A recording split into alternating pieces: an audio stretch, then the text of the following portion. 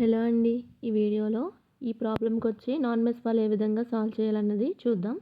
ఇక్కడ క్వెషన్ చూసినట్లయితే 2 చెట్ల మధ్య దూరం 200 మీటర్లు ఉండేటట్లు 10 కిలోమీటర్ల పొడవు గల రోడ్డు వెంబడి నాటగల చెట్ల సంఖ్య ఎంత?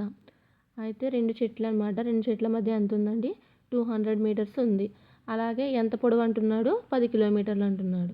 సో, మనకు మొత్తం కావాల్సిన చెట్ల సంఖ్య ఎంతో మనం తెలుసుకోవాలన్నమాట. సో, చెట్ల సంఖ్య ఎంత అన్నది ఇప్పుడు తెలుసుకోవాలంటే ముందుగా వాడిచ్చిన కిలోమీటర్స్ని మనం మీటర్స్లోకి మార్చుకోవాలి. సో, మీటర్స్లో మార్చుకోవాలంటే 1 కిలోమీటర్కి వచ్చి 1000 మీటర్లు 1 కిలోమీటర్ కాబట్టి మనకి 10 కిలోమీటర్లు అనేసరికి మనకి 10,000 మీటర్లు వస్తుందన్నమాట. సో, రెండింటిని మీటర్లో మార్చుకొని చేయాలండి.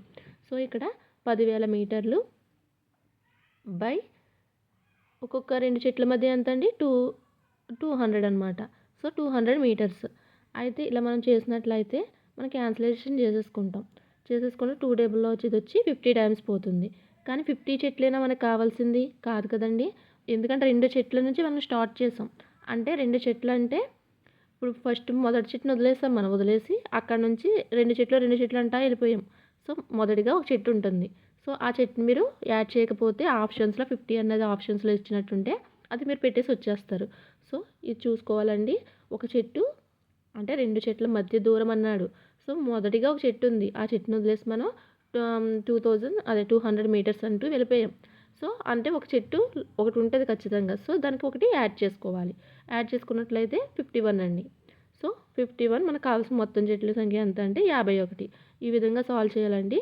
ఇక మనం నెక్స్ట్ సమ్ చూసినట్లయితే 4 ఇంటూ m+3 = 18 అండి. బ్రాకెట్ ఉంటే ఇంటూ అనుకోవాలి. నాన్ మ్యాథ్స్ వాళ్ళు క్లియర్‌గా చూడాలి. 18/4 అండి. అంటే అక్కడ మల్టిప్లికేషన్ జరుగుతుంది కాబట్టి ఇటు సైడ్కి వస్తే అది భాగిస్తుంది. సో, అలాగే మనం 2 టేబుల్ చూసుకున్నట్లయితే క్యాన్సిల్ చేయొచ్చు. మనకి ఇక్కడ చూసినట్లయితే 4 వచ్చేసి 2 టేబుల్‌లో 2 టైమ్స్ పోతుందండి.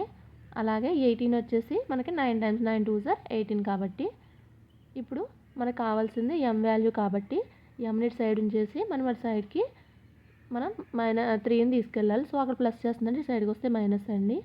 నెక్స్ట్ మళ్ళీ ఇక్కడ 2 అలాగే 3 కింద ఎప్పుడు ఒకటి ఉన్నట్టు.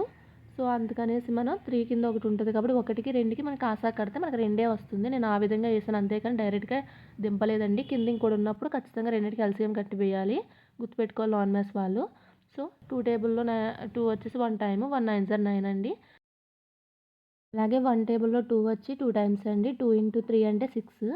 అలాగే 9 - 6 అంటే 3 అండి బై 2 అంటే మనకి m వాల్యూ వచ్చేసి 3/2 అండి.